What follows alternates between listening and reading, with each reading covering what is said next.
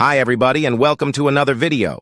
Today I'll be showing you how to unlock any phone from any carrier through a simple and free method. Follow my exact steps from this video, and after that you will have a phone that will work with any SIM card from any carrier in the world. Before we begin, I'd like to mention a small disclaimer.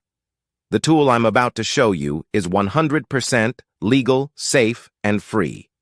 We won't use any type of hacking or illegal bypassing method to unlock your phone. Moreover, the phone will not suffer any harm or damage in any way. This tool will also help you get your phone unlocked, regardless of whether it's currently under an active contract with your service provider. With that said, let's start. So grab your phone and insert an unsupported SIM card.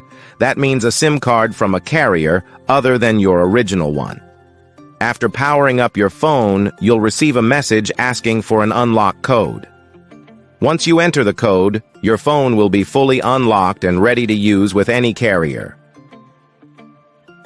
I will show you how to obtain this unlock code, absolutely free.